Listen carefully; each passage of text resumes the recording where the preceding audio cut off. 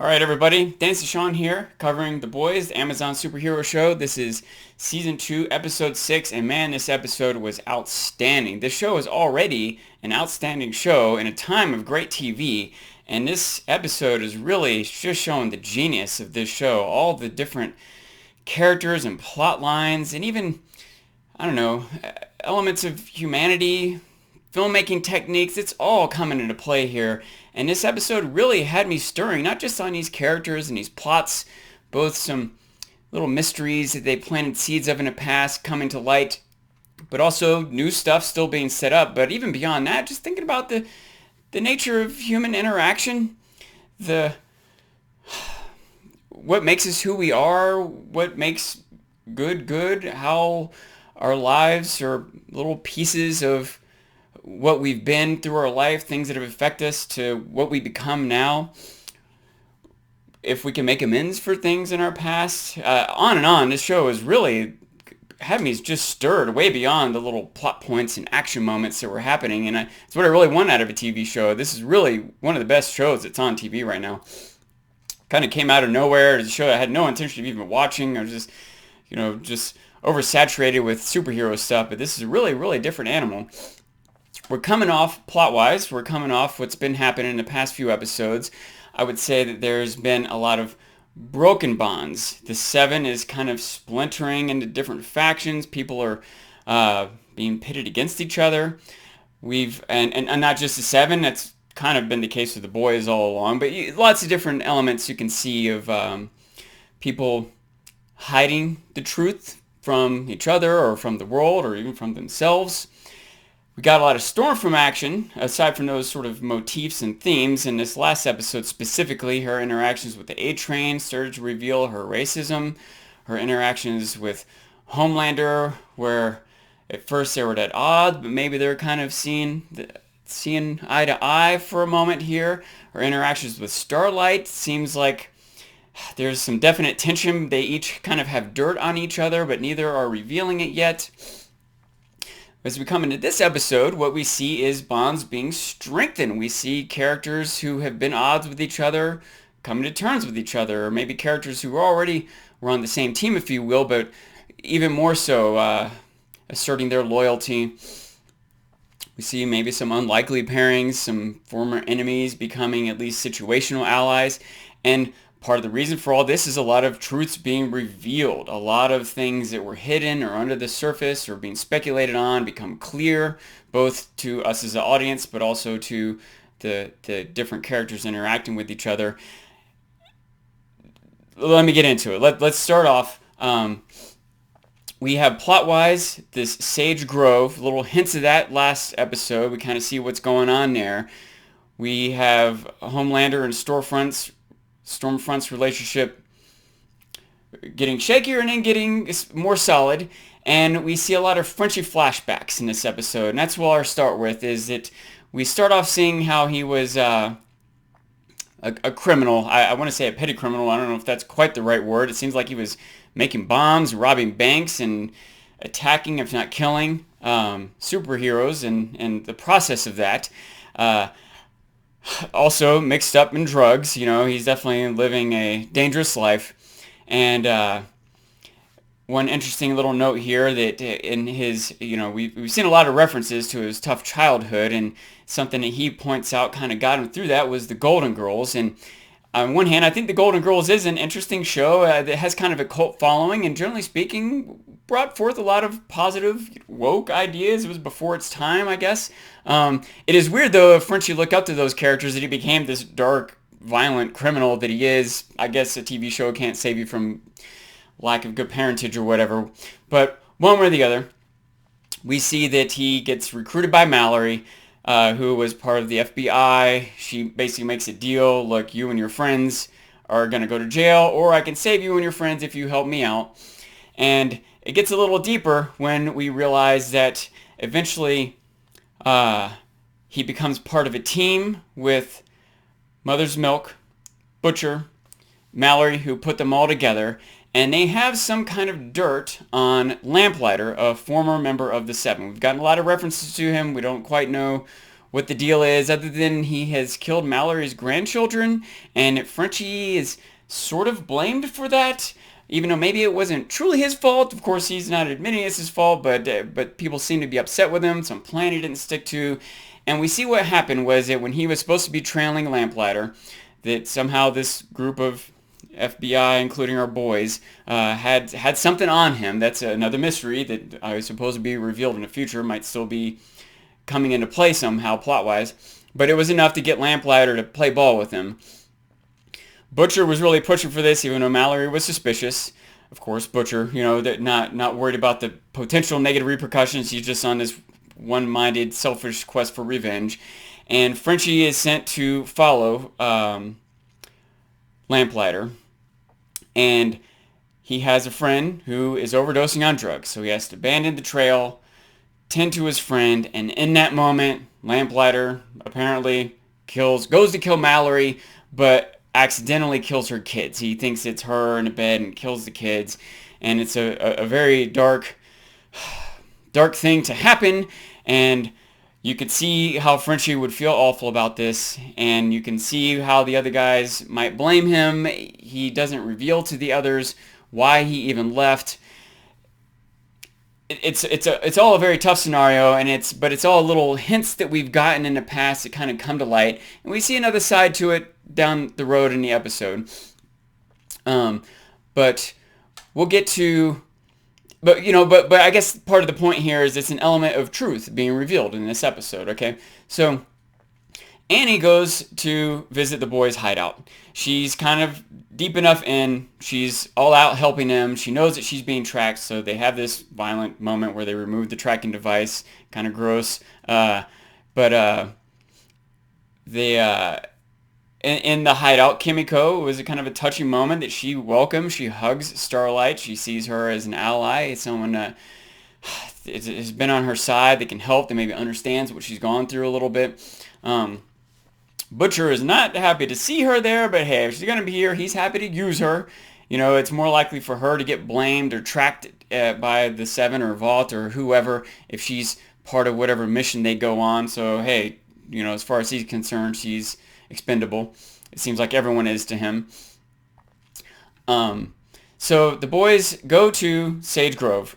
And this is another little plot point. As much as I'm telling you the show is awesome, there are little things that irk me. There's general action nonsense and some acceptance of the fantastic nature of superhero powers. I guess I'll get past that. It seems like it's part of all these shows. But it's still a plot point that I have a hard time letting go, that they being Vought, Black Noir / Edgar, they literally had Butcher in their hands and the rest of the boys and let him go on the threat that Butcher had some documentation of Homelander's son, some ability to blackmail them. I can see how maybe in the heat of that moment that they let them go. And maybe they don't bother showing us that Butcher demonstrates that he really has it. And so they really do lay back, and maybe Edgar hasn't come up with a plan for how to deal with it. But it seems like Edgar should be able to work around this. And it also seems like, even if Butcher has this dirt on them, that Edgar and the Seven and Black Noir are still going to be tailing everywhere and everything that they do. And the idea that they could just go to the Shady Grove Center or Sage Grove and not be followed or noticed or suspected or anything else, especially when they immediately set off all kinds of alarms. I'll get past it. I'll accept that's just where the plot needs to go. Maybe they'll explain it down the road. But one or the other, we see that Butcher is still ready to kill Starlight. He's, got the scope of his rifle, keeping an eye as the boys head in to infiltrate this facility. And he's got it trained on. Starlight takes the safety off. He still has this desire to kill. And it made me think of something. I've been stewing on this still. By the way, like I said, it's barely been 24 hours since I've seen the show, and I'm still thinking about more stuff. I'm trying to get as much out in this video as I can. But I have decided one characteristic of Butcher is that he defines success by violence. Think about when Huey and Starlight got Compound V into the hands of the media, and that story broke, and Vought and the Seven are scrambling. It was kind of their mission, aside from personal vendettas that Butcher had. It was kind of their mission to discredit Voth and or the Seven, and they did it. Butcher didn't even seem to care. He's like, yeah, that's nice. Yeah, let's worry about the next thing. It seems to me like Butcher defines success through violent action. That seems to be consistent of his character. I'll think about it more. I'll flash back and we'll see how it goes moving forward. But just a thought. Starlight, by the way, in this moment, she doesn't know he's got the rifle trained on her, but she, in the following moments, she calls him out. She tells him that he is a bigot and a bully, just like Homelander, and she's right. He really is. He is just against Supes without giving any credit to the variety of personalities or backgrounds or troubles that they have. We happen to know that Starlight is good and trying to do good, and he still wants to kill her. He is a bigot and he is a bully. He definitely pushes people around. He uses them. He uses violence and the threat of violence to get what he wants from people, just like Homelander. It's tough because we see how awful Homelander is and Butcher's out to get him. And so if Homelander's a bad guy and Butcher's going after the bad guy, he must be a good guy, but it's not that simple. And I would say, since the 60s, the idea of the anti-hero, it's usually not that simple in media, and I can't help but find a lot of parallels to The Boys and Game of Thrones, but it wouldn't be as interesting if the characters were so simple and black and white. But I am bothered that Butcher is presented as not just a protagonist, but a hero. And I feel like a lot of people idolize him, but I think he's a really bad person and a bad character. Well, like a well-made, well-developed character, but has bad character. And I have a hard time rooting for him, even when he's going against the bad guys. I think he's a bad guy. We'll see how it goes in the long run. I don't know what it would take for him to change or for him to be worthy of forgiveness. He hasn't killed a plane load of people like Homelander did, but, I don't know if Homelander could ever be forgiven. Homelander theoretically has the potential to save millions of people if he suddenly became a good Clark Kent type character. Would that make up for that plane load? Maybe he can't. Can Butcher? We're not even sure of all the terrible things Butcher's done, but we've seen a bunch. So, anyway, let me move on from rambling about my gripes with Butcher. We see that Homefront and Stormlander and Homefront are bonding, and that's another thing about the show. As much as I love it, they still want to jam in some gratuitous violence and sex, and they sure do it there in that opening sequence with Stormfront and Homelander. We see there's still, I guess, the filming of Dawn of the Seven is still kind of in the background of what's happening here, and we see Homelander, wanting to share a moment. We learned that he wanted to give her some flowers. It seemed actually kind of genuine that he wanted to share some flowers with her. And she says no. And it's not often that someone gets away with saying no to Homelander. I gotta get that straight. That a lot of times someone might resist and he'll press and the other person will kind of realize, I better do it. It's also worth noting, not only does Homelander have this sort of threat of violence against people, like almost anyone he can just kill, even other superheroes, but maybe some superheroes are tougher for him to just automatically kill than others. They might at least put up a fight. But the other threat he has against them, it's worth noting, is their reputation. It's been pointed out that that's one of their weaknesses. Basically, supes have two weaknesses, their reputation and their friends, if you will, their loved ones, And so Homelander has the ability with people, like even if he kind of pushes the Deep or A-Train or Maeve or whoever, maybe he can't instantly kill them with his eye beams. They can run away or block it or withstand it if they're tough enough or whatever.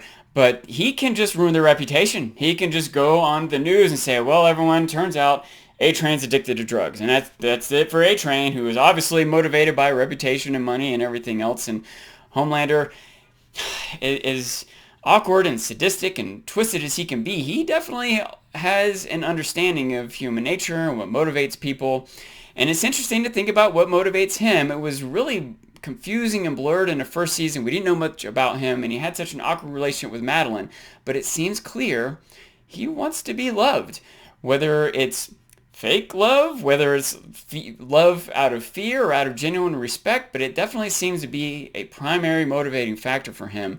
And he seems to have found it in Stormfront here. And is trying in the same way he seemed to be legit trying to be a father to Ryan, even though he's not good at it. In fact, he's specifically bad at it. He seems to be legit trying with Stormfront here to be romantic, I guess. But she says no. She takes off, says, I'll be back in 20 minutes. Can't you wait 20 minutes? And he has to swallow his pride, I guess. It's some combination of his trust in her, which he's got understandable trust issues, some combination of realizing maybe he should be patient for 20 minutes. He's kind of in awkward territory, facing rejection. The idea of giving flowers to her might be tough. It's all really, really interesting to try to think about what this sadistic murderer is feeling emotionally. The show is really good at bringing up very unique scenarios that are interesting, entertaining, challenging, and so on. So she doesn't show up. We learn some details about the scenario down the road here is that he seems like he's just this impatient, jealous boyfriend. But we find out that she did lie. She said she had a meeting at Vought. Well, he flew to Vought. She wasn't there. No one had seen her. She took more than 20 minutes. He's correct. She is lying. Many times when he's sort of challenged someone and been suspicious of people, he's been correct. Maeve lied to him. He called her on it. It was true. Starlight is lying to him. Now, maybe they're all lying to him because they're afraid of him. Maybe they're trying to do something good and he's trying to stop things from being good, and so they have to lie. But it is understandable that almost everyone through his life, he can't ever really have trusted anyone. Madeline was probably the closest, and he found out she was lying to him also. So, I don't think he's justified in being a murderer. I think he's done a bunch of terrible things, and even if it's the fault of the people who raised him, I don't want to relieve him of guilt or responsibility, but I do have understanding why he flipped out here. And it was a really good moment, too. They really used that ticking clock to build the suspense. The camera work back and forth between him and the flowers it's really just the editing, the cinematography. This show is really just nailing it. Now, in the meantime, Deep also makes a visit to the set, and he goes to see Maeve, who the two of them seem to be working together. Maeve is trying to free herself and her love, Elena, from Homelander's threats, and the Deep is on the outs for the Seven, so she's offered her allegiance to the Deep in order for his exchange and helping. And what this, at the moment, seems to be is digging up information about that plane that crashed. So the Deep has brought her something, some evidence as far as that goes. And he also bumps into A-Train, and A-Train is on the outs. Deep tries to bond with A-Train about this, and seems like he's going to lure him into this cult, this Church of the Collective that we've seen the Deep get mixed up in. A-Train, Ashley, the Seven agent, is trying to make it smooth, make the transition of A-Train leaving the Seven be smooth by giving him an anthem. A-Train seems like he's still going to get deals from Nike or whatever, but he's still not the best. He's not the fastest. He's not part of the Seven, and his ego is hurt. He's vulnerable, just like the Deep was, for this cult to get to him. We see him go with this meeting with the Deep to Alistair, the guy who's the head of this church. And for anyone who's not piecing it together, this is clearly an allegory to Scientology. They definitely are kind of feeding off people's vulnerabilities, using potential dirt that they have on them against them, going after celebrities that can further their cause. It looks like A-Train might get drawn into it. It's hard to say.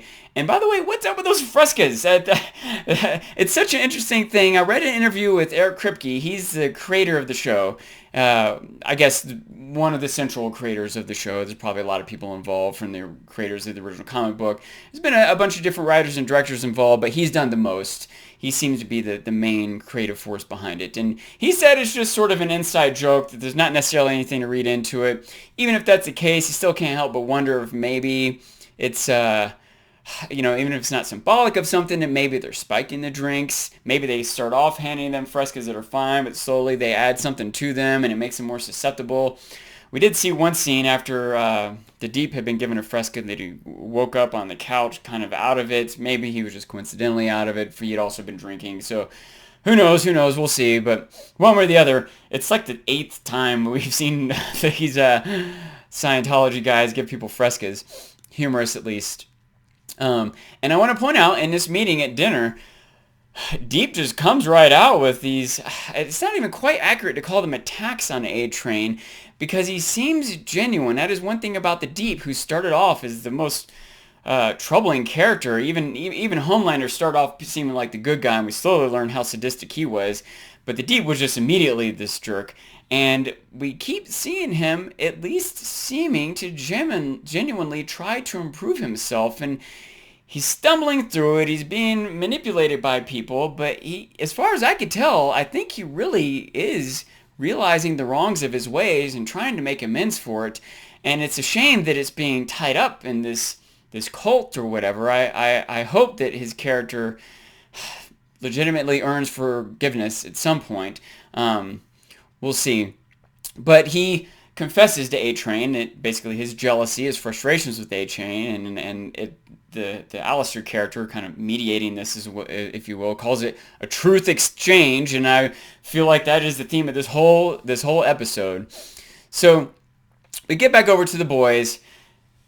One contingency of them is sneaking in. We've got Mother's Milk, Frenchie, and Kimiko sneaking into the compound, while we have Starlight, Huey, and Butcher keeping an eye from a distance. And a couple things quickly accelerate the situation. Stormfront shows up, and she pretty much comes and goes, but in her cameo, she meets with Lamplighter. And, we have this interesting moment where Kimiko is like upset by Stormfront's appearance, but when Mother's Milk and Frenchie realize, wait, Lamplighter's there too, Frenchie kind of loses it. Interesting shifting of positions there. By the way, this actor playing Lamplighter is Shawn Ashmore. He played Iceman in the X-Men movies. Interesting, by the way, that he went from this ice frozen character to just the total opposite. And this is kind of like a bizarro world of superheroes. Superman and Homelander, on one hand they're the same, but on the other hand they're opposites. It's kind of the same here with Lamplighter and Iceman. Interesting. I wonder how much of a meta decision that was. I wonder if that was just a good agent, or if that was some decision by the casting agent, the casting director.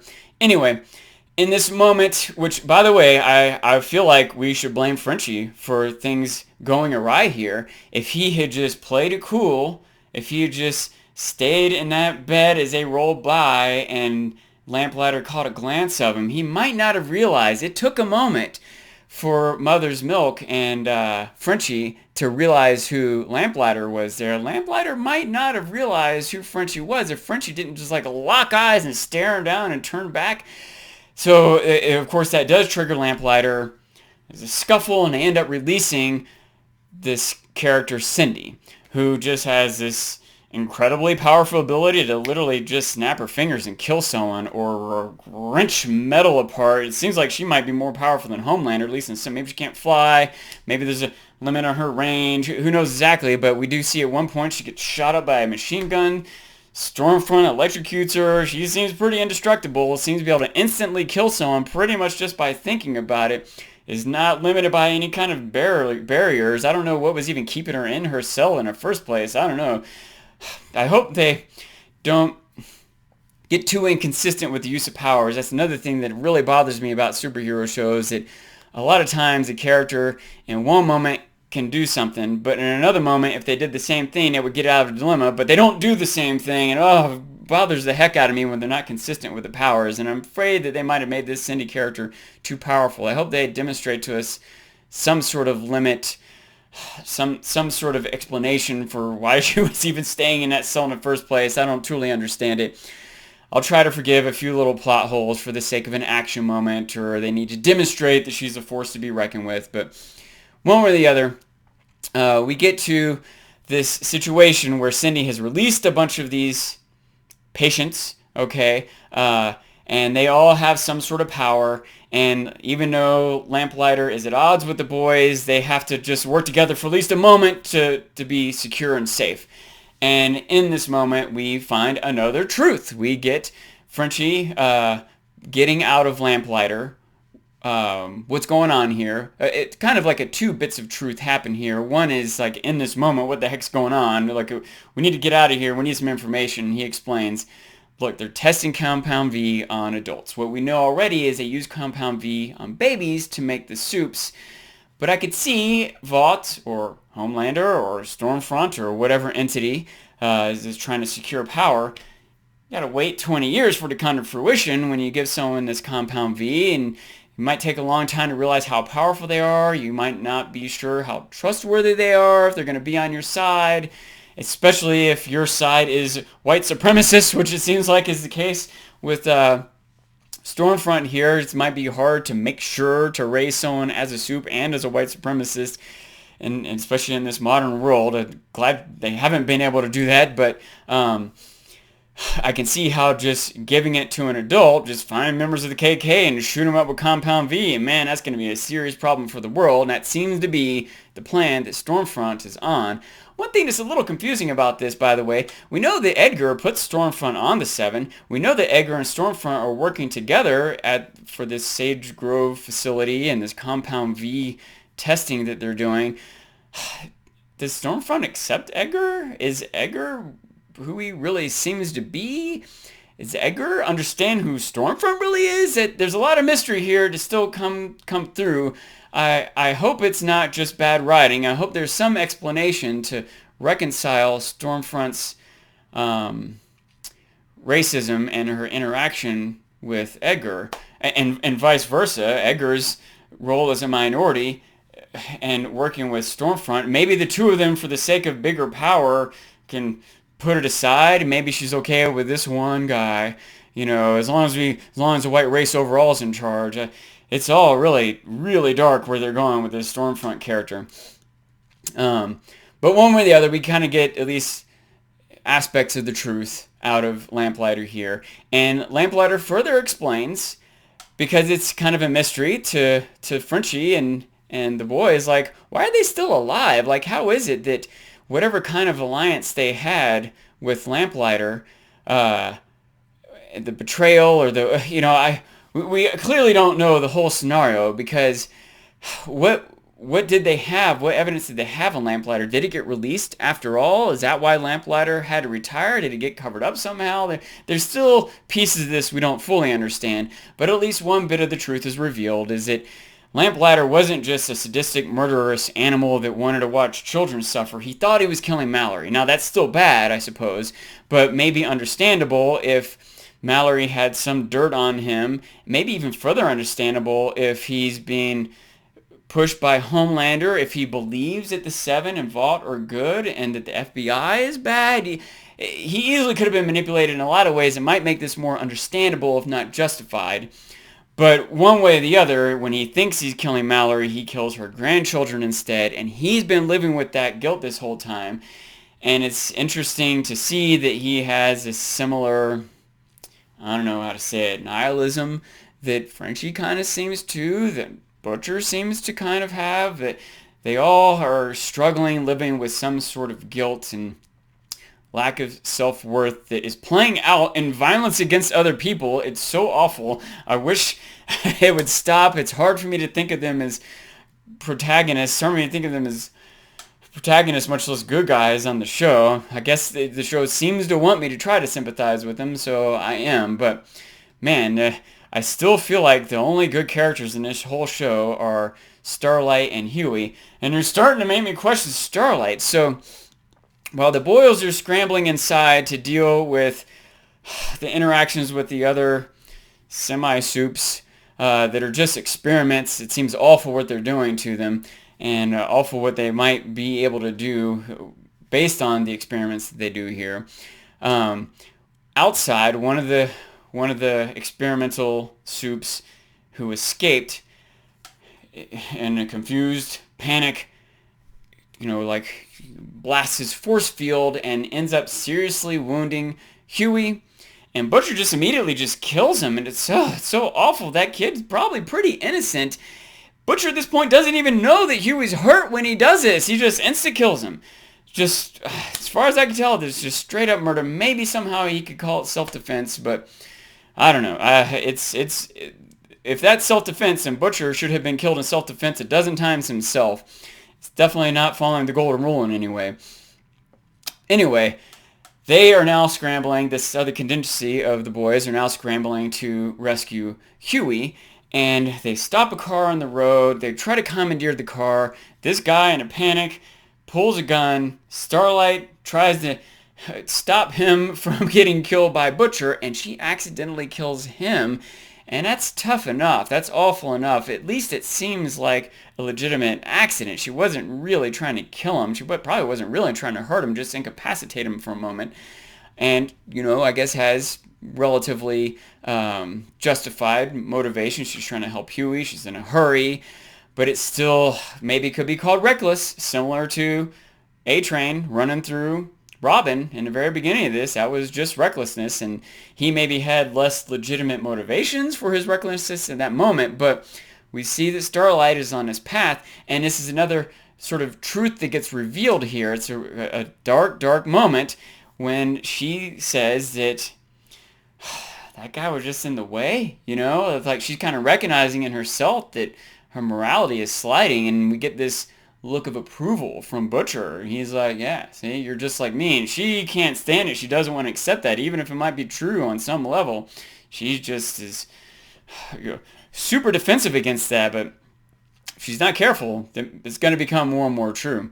I'm sure that, I'm sure that Butcher started off a little bit more righteous, but we heard stories of his childhood, so I'm not even sure that's the case, but one way or the other, eventually we find that he was okay. They get him to the hospital, and we have this interesting moment of bonding between Butcher and Starlight. Even if it is dark for Starlight to turn down Butcher's road, it's still good to see them bond. It's still good to see Butcher, it seems for the moment at least, to accept Starlight and vice versa. We get on to Mallory meeting up with the rest of the boys after they get away from the compound.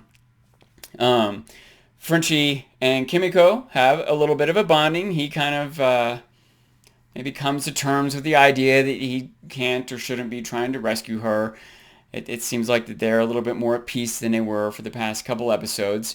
Mallory shows up, and you imagine she probably on some level blames Frenchie for what happened. I can see that she might blame Butcher too. Butcher's the one that was pushing for them to use Lamplighter. And even though she was suspicious of how this was going to pan out, and she was right, it didn't pan out well. And I guess they were all in cahoots here, so probably no one of them can be blamed, though it seemed like they were blaming Frenchie primarily. But when Mallory sees that, hey, here Lamplighter is alive, and he's here, and she wants revenge immediately, and Frenchie talks her down, and it's interesting to think about the nature of forgiveness and regret, the idea that her killing him is probably less of a punishment than the guilt that he has to live with, that she then will have to live with the guilt of having executed someone. Even if he's guilty of murder, she, on some level, I guess, should respect the law. She's an agent or had been an agent of it. I mean, we are seeing left and right cops in the street being judge, jury, and executioner, and maybe she doesn't want to be the way, doesn't know if she can live with that. Maybe she's done it a couple times already and is trying to not do it again. She said she thought it was in her past, but she was wrong. But one way or the other, she backs down here. You got to wonder, just because she doesn't kill Lamplighter right then and there doesn't mean she forgave him.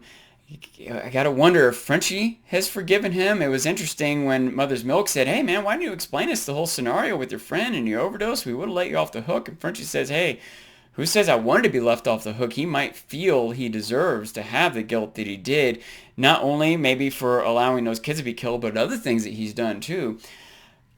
One interesting thing I heard one time that I think about a lot, and this is, take it for what you will from a religious standpoint, but if you can kind of think about this maybe religiously and ambiguously, and even if you're not particularly religious, you still understand the idea of God, and it has been part of the world and culture pretty much for all of history, however it might play out in some specific religion. But anyway, the thing I heard one time is, the way to know if God has forgiven you for something is if you never do that thing again. And I don't know, there's a lot of ways to look at that, but I think about it a lot, and I wonder how it might apply to these characters in this situation here. Anyway, another moment of truth being revealed. We get over to Stormfront and Homelander, and we get, probably like the biggest in-your-face mystery that's going on when we learn that Stormfront is Liberty. Liberty was a soup in the 70s. She seemed like she was, I don't know, 20-ish then, and she seems like she's 30-ish now. So how do you account for those 40 years? Okay, well, she's some sort of special soup herself. Maybe the first soup. She tells Homelander that she's German, was born in 1919, and that she was the first successful use of Compound V, and that was in cahoots with the Nazis, and she's continuing that cause now, and sees Homelander as the savior of the white race against these times when the white race doesn't have the control that maybe it's always had. It's awful to see, especially because this actress, Aya Cash, I think, in my mind, she's this whole other character from You're the Worst, and she wasn't the most outstanding righteous character in that show either, but she wasn't just this awful racist, supremacist character here. And it seems like Homelander has a lot of, at a minimum, underlying racial passive racist tendencies. And man, if Stormfront is going to bring him to be an active racist with his power, and additionally, if she's trying to make more and more of them with superpowers, this is like the worst threat to the humanity and the history of all time we're seeing come together here. And it is going to truly endear Homelander to Stormfront. His questions of how much he could trust her have been alleviated. Now, I still think she might not be truly trustworthy, but there's not a lot of reason to doubt her right here, and she may still want to manipulate Homelander, and he may be very manipulatable, but it definitely seems like she's being honest with him. She specifically says she's telling the truth, and of course that's what anyone would say. But again, everything she's saying, it all adds up. It makes sense. Even if it's all lies, the fact that she's saying these particular lies and they're working, it's still bad. It's still working, and it's still going to be a problem. We get another bit of truth reveal that, unlike all the others so far, seems like it's going to damage a bond.